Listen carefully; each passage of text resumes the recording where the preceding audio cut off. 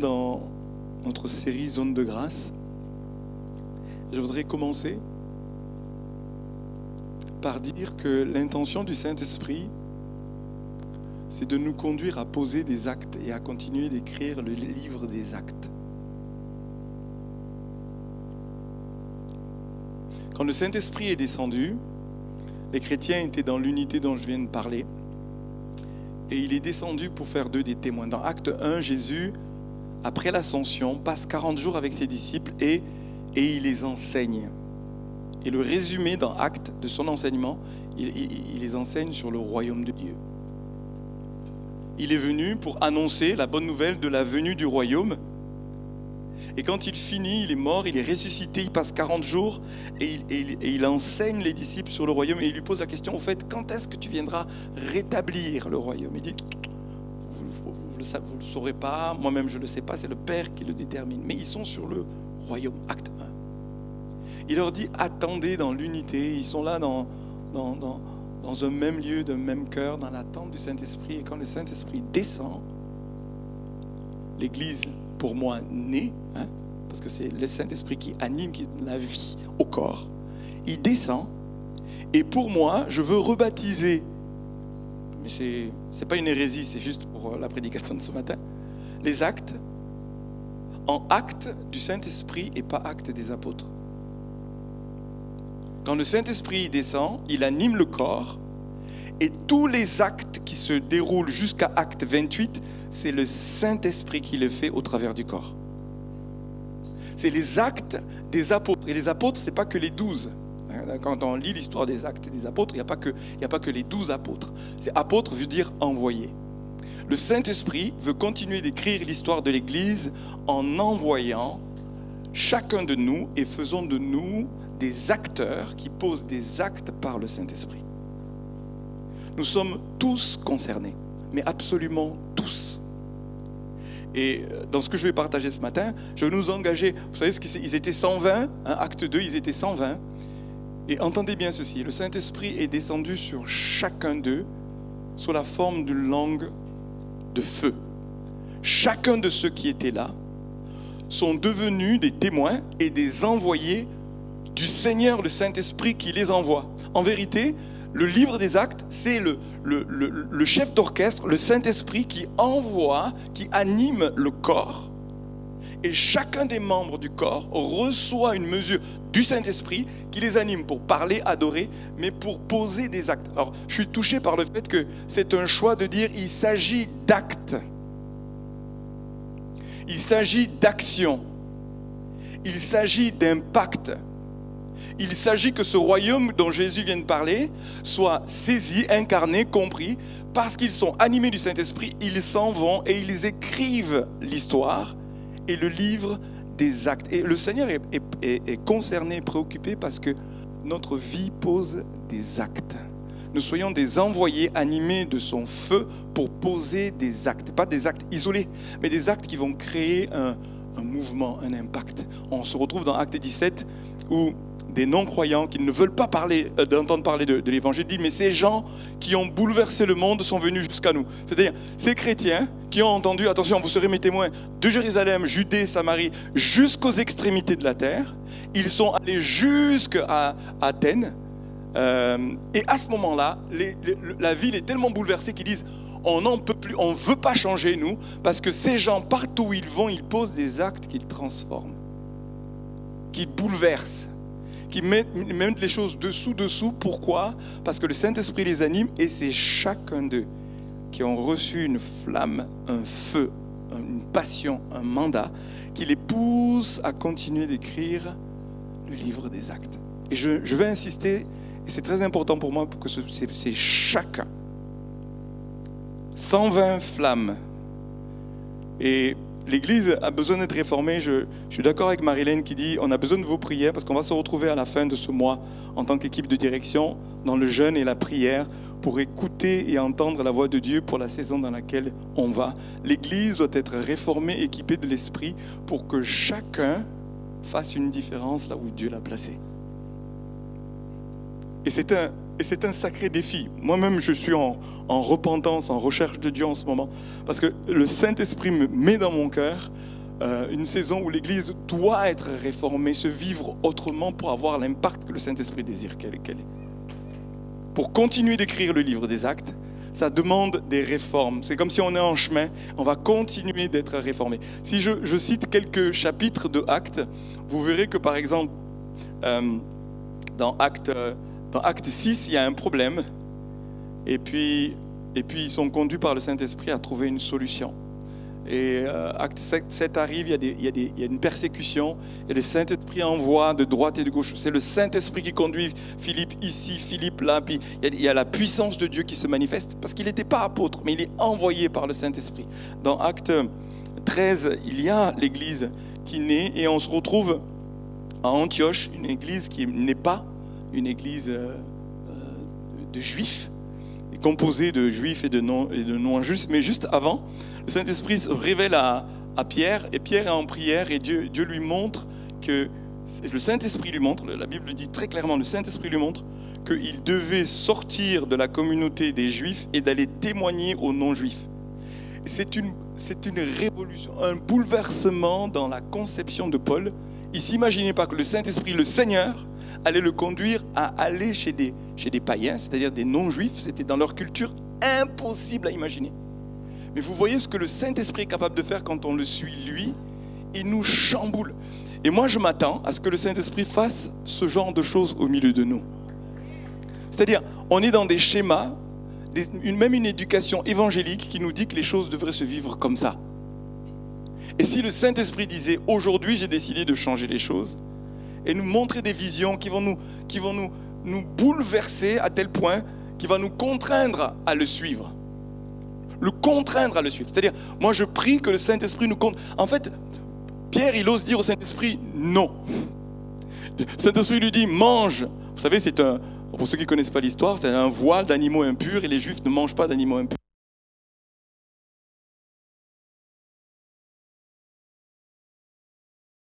Il dit non. Puis le Seigneur lui dit non, c'est moi qui te parle. Il y a des gens, il y a des non-juifs qui viennent te chercher, tu dois aller là-bas pour prêcher l'évangile. Il est en lutte et le Seigneur lui dit, tu m'obéis. Il dit, oui chef. Il pose des actes du Saint-Esprit, il obéit et il sort de sa zone de confort. Il y va et le Saint-Esprit se répand sur eux. Il est choqué. Ils ne sont même pas baptisés. Vous savez, tout est en l'envers là.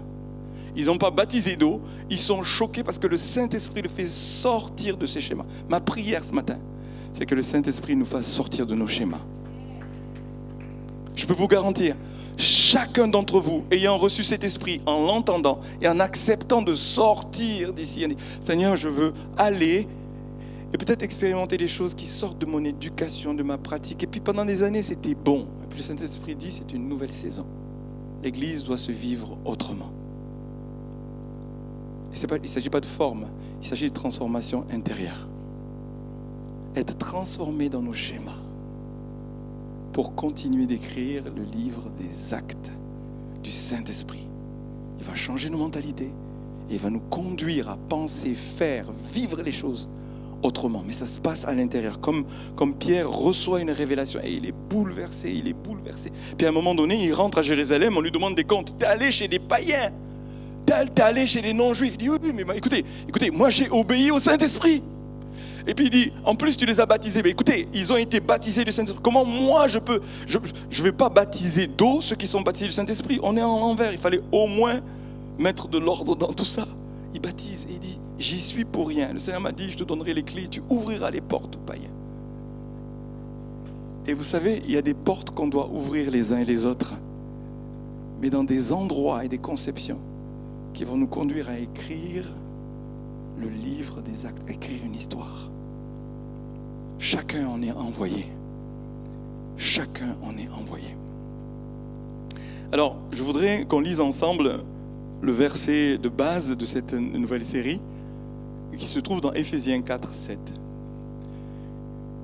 Et ce texte dit, cependant, alors on est dans le contexte où Paul parle de la révélation qu'il a du corps de Christ.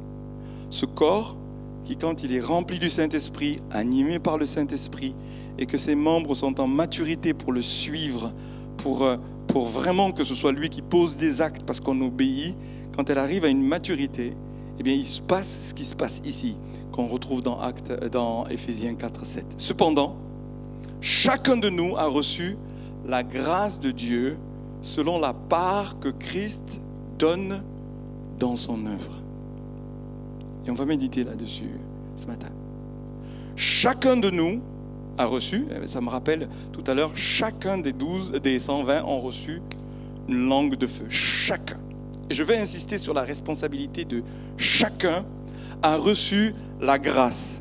C'est-à-dire une zone, un territoire, un domaine, une sphère pour laquelle Dieu nous a créés et dotés d'aptitudes naturelles, spirituelles pour manifester sa grâce et être une réponse de Dieu au monde. Chacun de nous est appelé à trouver sa zone de grâce, le lieu, le domaine où Dieu t'établit, il t'équipe pour que tu continues à écrire l'histoire des actes, que tu sois en capacité d'avoir de l'impact autour de toi, tel au point que les gens vont dire « Ah, mais c'est ces gens qui ont bouleversé le monde. » Les gens qui eux-mêmes ont été bouleversés bouleversent le monde. Pourquoi? Parce qu'ils sont animés du Saint-Esprit et ils écrivent le livre des actes. Chacun de nous. Est-ce qu'on peut répéter ensemble? Chacun de nous.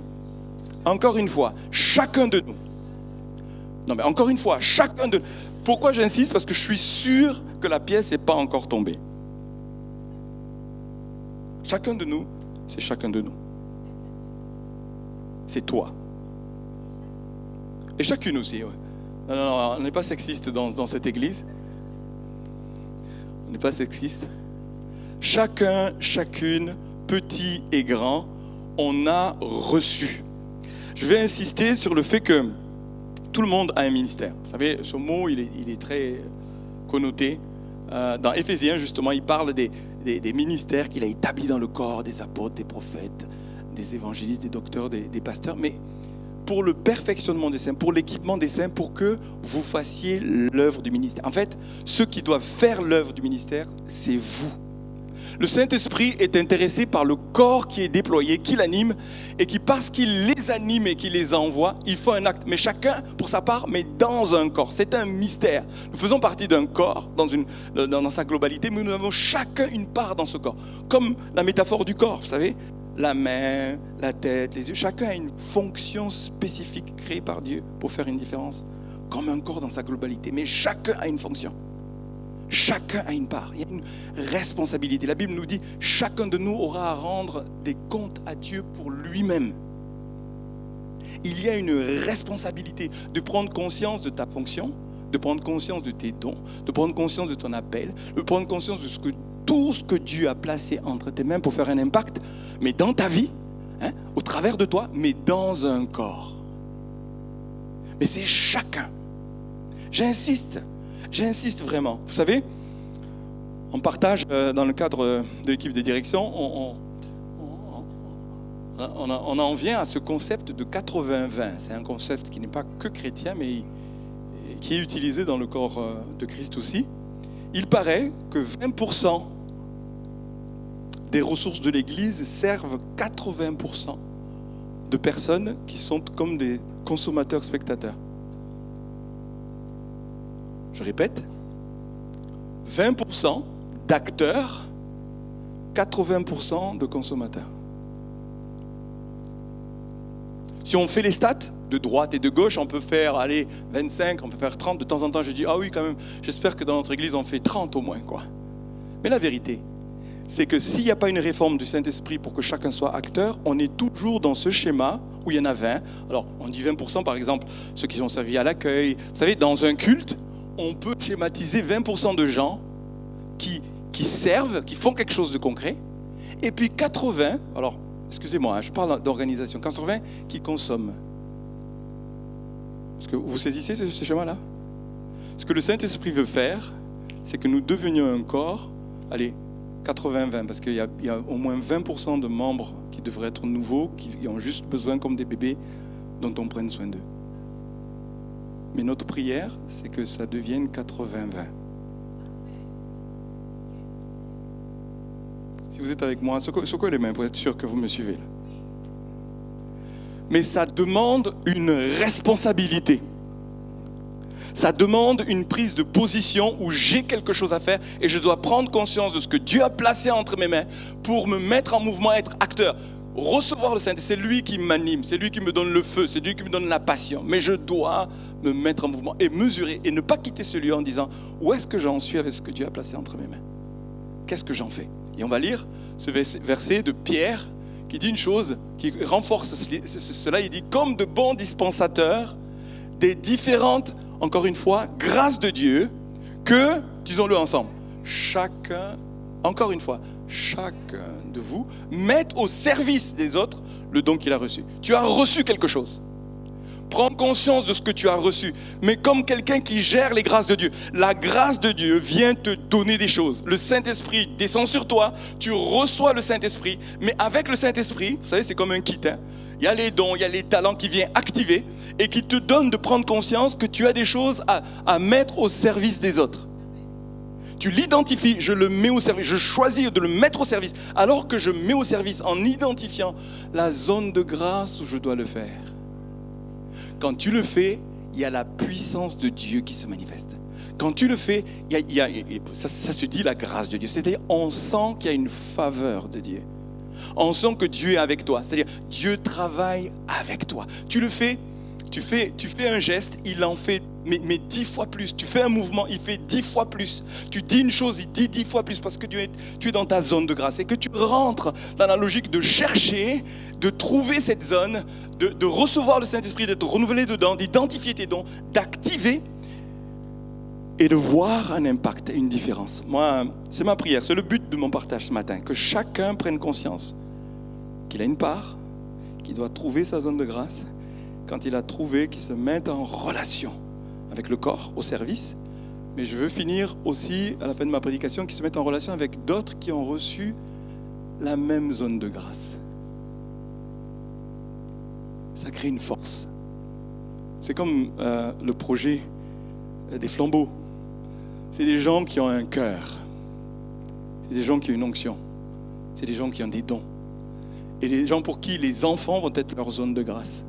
Imaginez des personnes qui répondent à l'appel de Dieu et qui se joignent ensemble, même de différentes églises, et qui décident de répondre à l'appel de Dieu et de faire quelque chose parmi les enfants. Je peux vous dire, il va y avoir une grâce particulière qui va se manifester. Une grâce particulière. Pourquoi? Parce qu'on écoute le Saint-Esprit, on obéit, on se met en mouvement. Que chacun mette au service des autres, comme de bons dispensateurs. Dieu vous a donné des grâces. Personne ici ne peut dire qu'il n'a pas reçu. Personne. Tu as reçu une grâce, tu as reçu des dons. Tu as reçu. Maintenant, lis, comprends l'appel de Dieu avec ce qu'il a placé entre tes mains et mets-toi en mouvement. Commence à le donner. Et vous allez voir, je vais insister ce matin pour que ce soit un domaine concret, un territoire, quelque chose que tu vas identifier. Pour les flambeaux, c'est peut-être les enfants, le salut parmi les enfants, c'est peut-être l'évangélisation, mais ça peut être le pastorat parmi les enfants. Un domaine. C'est très concret. C'est une sphère où Dieu t'appelle. Où tu participes à l'œuvre de Dieu. Où tu dis, quand je fais cela, je réponds à l'appel et je me déploie, et en le faisant, il y a de l'impact parce que c'est pas juste mon métier, c'est je réponds à l'appel de Dieu. Chacun de nous a un don, a un domaine sur lequel il doit avoir de l'impact. Quelque chose se passe où quand tu le fais, tu vois que le Seigneur agit avec toi. Et c'est important d'en avoir conscience, de prier pour, de se former et puis de faire la différence. Dans notre verset de base, chacun de nous a reçu la grâce. C'est mon deuxième point. Chacun de nous, c'est mon premier. Le deuxième, la grâce. La présence du Saint-Esprit, l'amour de Dieu dont on a entendu parler ce matin. Il y a eu plusieurs prédications qui sont allées dans ce sens.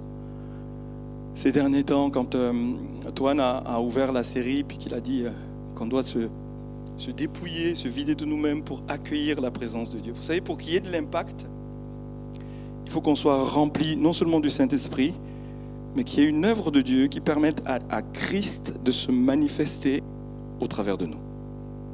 Ça, c'est un point très important. Hein? Chacun de nous a reçu la grâce selon la part que Christ lui donne. C'est-à-dire, il y a une grâce que Christ donne et Christ veut se manifester en nous, au travers de nous, dans la zone où il nous établit. Et cette grâce, elle est indispensable. Nicole, dimanche dernier, célébrait la grâce. Et dans sa prédication, c'était très fort. Servir Dieu, c'est une grâce, c'est une faveur. C'était vraiment fort. Et je voudrais lire dans Romains 5, 17, ce verset que je trouve tellement puissant, qui nous parle de l'autorité de cette grâce. Si par l'offense d'un seul, la mort a régné par lui seul, à plus forte raison, ceux qui reçoivent l'abondance de la grâce et du don de la justice régneront-ils dans la vie par Jésus-Christ lui seul? Le Seigneur veut régner, et vous savez, dans les actes, il leur a parlé du royaume, il veut régner par nous qui recevons l'abondance de la grâce, mais il veut régner dans les domaines dans lesquels il t'a appelé à être en autorité. Écoutez bien ce que je suis en train de dire. Tu reçois la grâce, Christ veut régner par toi lorsque tu as identifié la zone d'autorité où il t'a établi. Si tu connais la zone d'autorité, c'est lui qui, en toi, par son œuvre en toi, veut venir là où. Mais personne, l'Église, ne peut pas aller là où tu es. Par contre, tu es l'Église. Et lorsque tu es dans cette zone de grâce, que tu as conscience de cette zone de grâce, cette zone d'autorité où il t'a placé, Christ veut régner parce que tu as reçu l'abondance de la grâce au travers de toi. Christ veut régner dans toutes les sphères où tu vas. Tout lieu que foule la plante de ton pied, il veut te le donner parce qu'il veut régner au travers de toi là où il t'a placé. Maintenant, quelle est la zone de grâce à laquelle il t'appelle?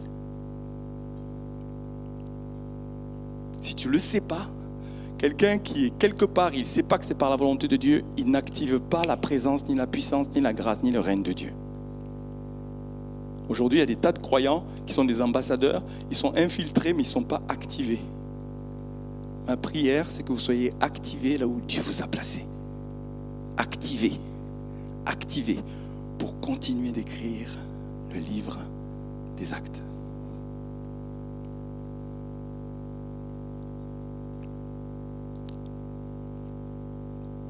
Alléluia. Alors du coup, est-ce que vous savez, vous connaissez le don que vous avez reçu?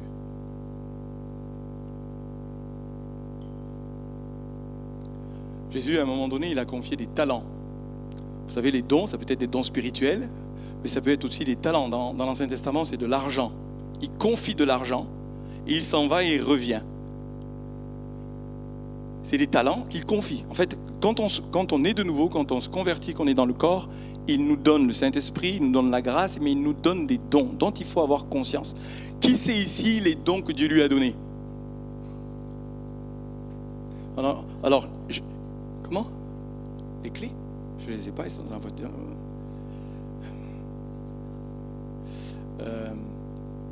Ok. Qui c'est qui ne sait pas le don qu'il a reçu de Dieu? Ah, merci. Soyez honnêtes. Il y en a d'autres? Ok. Il n'y a pas de honte à cela. D'accord? Mais Pierre, il dit que chacun mette comme un bon dispensateur, eh bien, le don qu'il a reçu. Donc, si tu as reçu cela, tu dois déjà le noter. Et tu vas le noter dans la perspective de ta zone de grâce. Tu vas trouver un lien entre le don et la zone de grâce. D'accord? Je vais vous donner un exemple tout à l'heure pour que vous compreniez pour mon parcours. Mais plusieurs pourraient témoigner là-dessus. Pour moi, l'expérience, la formation, le fait de se connaître comment on est fait, les dons, les talents, mais la tournure d'esprit, tout ce que nous sommes. Écoutez, si on croit que Dieu est notre créateur et quand il désire nous sauver, il nous sauve entièrement avec toute notre histoire.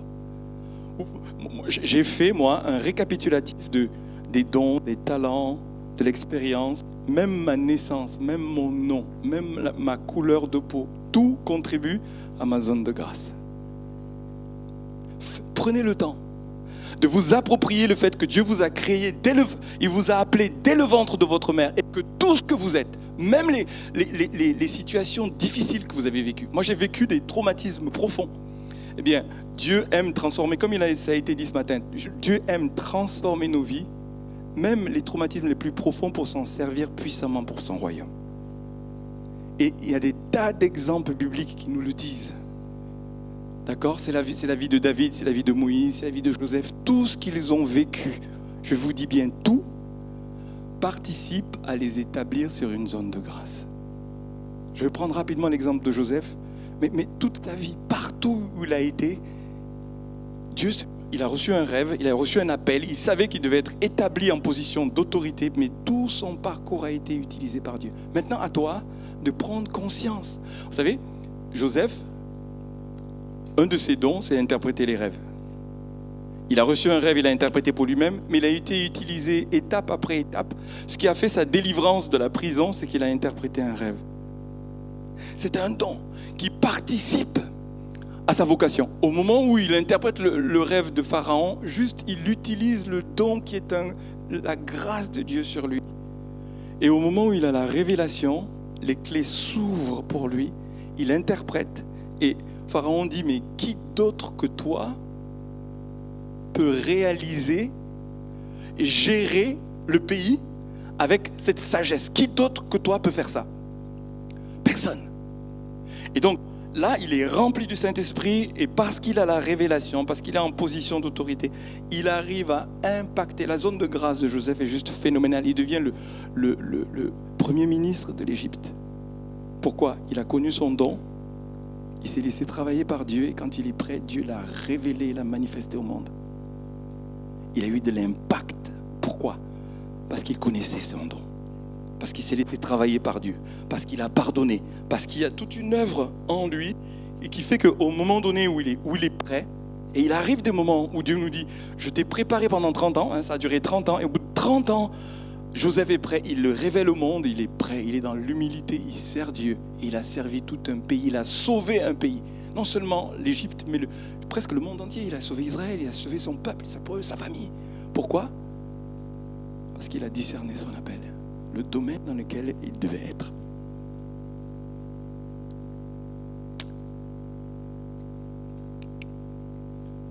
Merci beaucoup.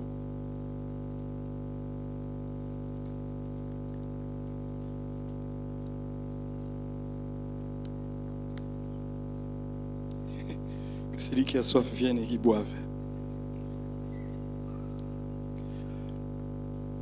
Je vais vous donner mon témoignage personnel. Très tôt, dès que je me suis converti, quasiment, j'ai eu un appel pour la musique, la louange. Et je sais une chose, c'est pas lié à des dons que naturels. Parce que moi, ma voix, pendant longtemps, j'ai cru qu'elle était... C'est que quand ma chef de chœur m'a dit que j'avais une belle voix, j'étais choqué. Mais un cœur pour Dieu, et je me suis retrouvé derrière les bongos très rapidement dans la louange, dès que je me suis converti. Et puis la guitare, j'ai appris la guitare. C'est des prédispositions naturelles qui ont révélé après coup que Dieu allait s'en servir aussi pour son royaume. D'accord ? Et puis j'ai grandi dans cela. Et puis étape après étape, j'ai vu que quand je me mettais à conduire la louange, à jouer, à être dans la louange, il y avait une grâce particulière qui venait sur moi, qui se manifestait. Et c'est je veux dire, c'est pas lié juste à un talent naturel. Je vois que quand je me déploie dans ça, il y a quelque chose de particulier du ciel.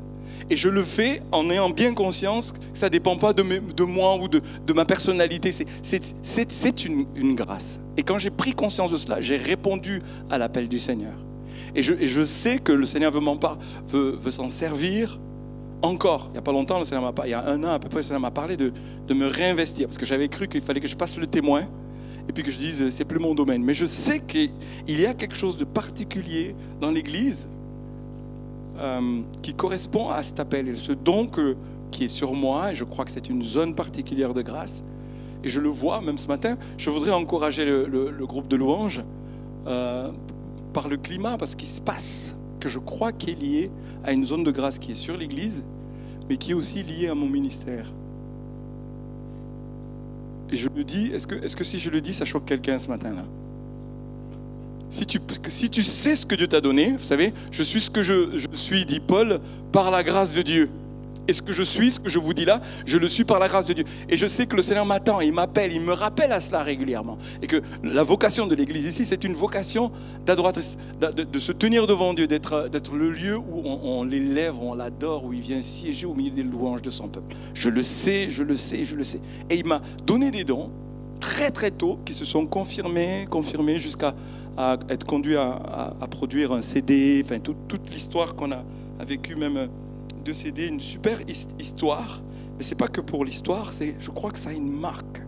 Et dans la ville de Montpellier, le fait qu'il y ait un appel particulier à adorer, si vous savez, il dit, je t'ai donné les clés de David, et l'une des clés que je crois que Dieu m'a donné, qui me donne une zone d'autorité, c'est la louange et l'adoration.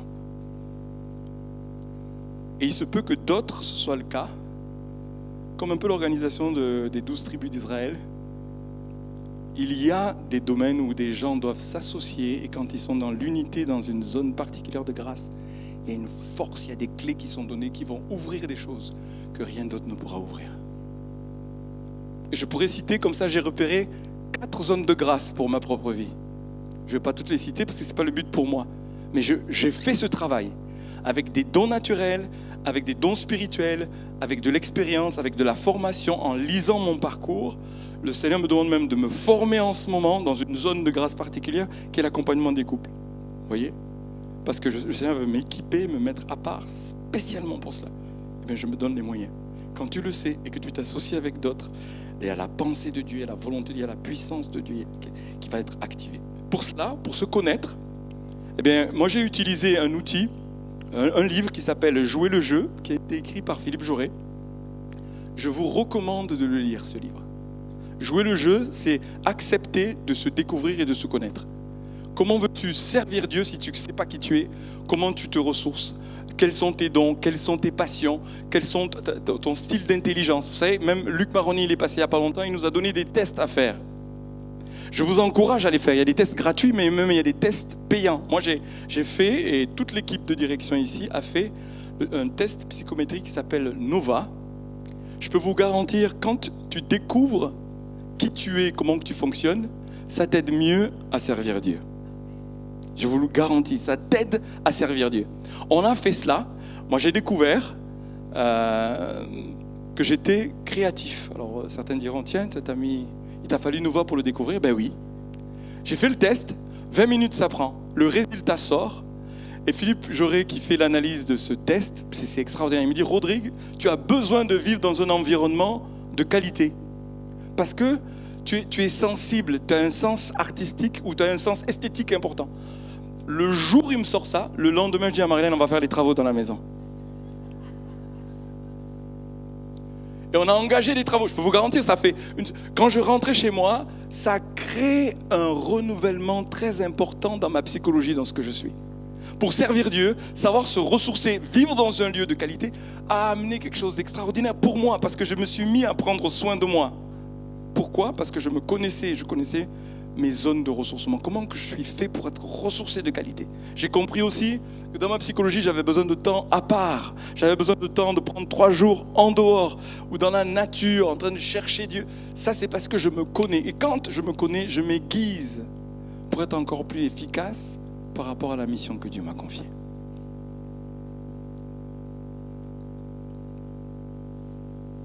Recevoir la grâce de Dieu, se connaître, connaître ses dons, connaître ses talents, connaître les domaines dans lesquels Dieu nous appelle. Vous savez, on peut exercer un métier et le faire comme un métier, comme un gagne-pain, ou exercer un métier parce qu'on répond à l'appel de Dieu.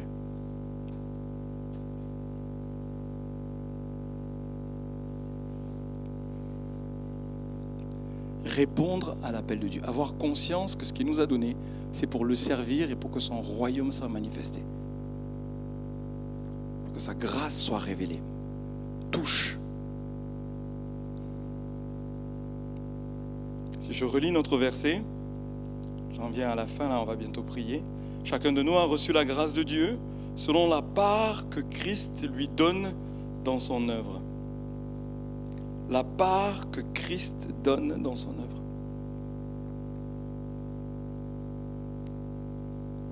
C'est Christ qui donne, c'est Christ qui appelle. Si tu trouves ta zone de grâce, ça va être en réponse à ce qu'il attend de toi. Tu vas voir tes dons, tu vas voir ton expérience, tu vas voir tes passions, tu vas comprendre comment que tu es fait, mais à un moment donné, c'est Christ qui appelle. Et je veux parler aux jeunes qui cherchent leur avenir, un peu, qu'est-ce qu'ils vont faire dans l'avenir. Je vous encourage à chercher Dieu pour qu'il y ait un appel. Tu peux désirer être, je ne sais, journaliste ou quel que soit ce que tu veux faire. L'enjeu, ça peut être effectivement l'appel, mais ne rentre pas dans l'appel juste pour rentrer dans l'appel. Si ça, c'est le prolongement de ce que Dieu est en train de dire sur toi. Ne fais pas un métier pour faire un métier, mais réponds à un appel dans ta formation, ça va faire une différence.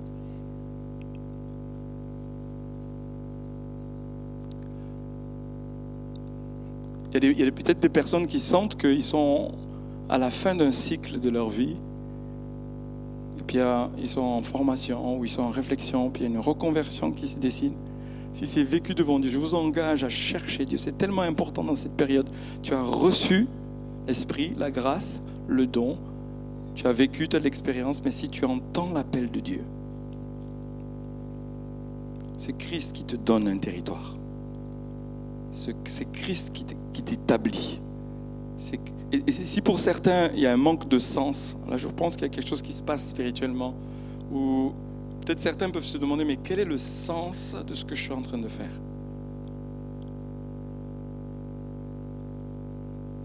L'appel du Seigneur, c'est de vraiment entendre, se connecter à ce qu'il attend de toi, ce qu'il t'appelle à faire dans cette saison, par rapport à une zone particulière d'autorité.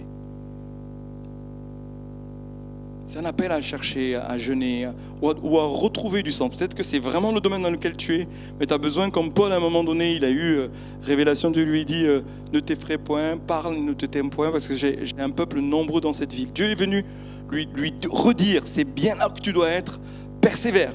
Certains, c'est j'entends de nouveau, puis tu persévères jusqu'à ce que la saison se termine. Il était à Éphèse. Puis après, au bout de 2 ans ou 3 ans, je crois, il a été envoyé ailleurs. Il y a des zones, il y a des territoires, et moi je le crois à Montpellier, il y a des sphères qui ne sont pas physiques, mais où Dieu t'établit, où il dit là tu es en autorité. Et ça change l'impact. Dans Josué 1, on a ça qui est un pendant vraiment de ce que je suis en train de parler. Tout lieu que foulera la plante de votre pied, je vous le donne. Comme je l'ai dit à Moïse, vous aurez pour territoire depuis le désert et le Liban jusqu'au grand fleuve, le fleuve de l'Euphrate, tout le pays des Étiens, jusqu'à la grande mer. Je serai avec toi comme j'ai été avec Moïse. Je ne te délaisserai point, je ne t'abandonnerai point. Fortifie-toi et prends courage, car c'est toi qui mettras ce peuple en possession du pays que j'ai juré à leur père de donner. En fait, le peuple d'Israël était invité à prendre possession d'un pays. La zone de grâce, c'est comme Canaan pour nous. Le lieu où coule le lait et le miel. Le lieu où tu vois bien que c'est Dieu qui l'a préparé, tu obéis, et parce que tu te mets en mouvement, et qu'il est avec toi, il ne te délaisse pas, il t'abandonne pas, mais il te donne la capacité de vraiment prendre possession de ce qu'il t'a donné et qui t'appartient. Et dans cette histoire, il y a Caleb, qui est un personnage qui me touche particulièrement, qui a été envoyé justement dans Canaan. Et puis il a manifesté un autre esprit parce qu'il faisait partie des espions. Quand il est arrivé là-bas, il a proclamé avec foi que parce que Dieu est avec nous, on va prendre possession de notre territoire. Parce que Dieu est avec nous. Il avait une foi, une audace extraordinaire. Et puis ils sont 2 à être restés vivants, Josué et Caleb. 45 ans après, il dit ceci dans Josué 14, et je vais demander au groupe de louanges de revenir. Il dit une phrase que j'aimerais qu'on s'approprie ce matin. Il parle à Josué et il dit, tu te souviens, l'Éternel avait dit qu'il me donnerait une montagne. Et je voudrais ce matin que nous demandions, une montagne c'est une zone d'autorité, c'est un symbole du royaume de Dieu, du règne d'en haut. Et il dit, donne-moi donc cette montagne dont l'Éternel a parlé dans ces temps-là, car tu as appris alors qu'il se trouvait des Anakim et qu'il y a des villes grandes et fortifiées. L'Éternel sera peut-être avec moi et je les chasserai comme l'Éternel l'a dit. J'aimerais nous engager à demander à Dieu notre montagne, notre zone où il veut manifester son règne, sa grâce, sa puissance. Il veut se servir de nous pour de l'impact. Mais demandons-le à Dieu. Donne-moi donc cette montagne. Révèle-moi cette montagne. Révèle-moi la part qui me revient dans la grande œuvre, dans la mission que tu donnes à l'Église. Il y a un territoire qui me revient. Il y a un territoire dans lequel je suis co-héritier avec Christ. Il y a un territoire dans lequel je dois manifester le don, l'appel qu'il m'a confié. Merci de le révéler ce matin, Seigneur.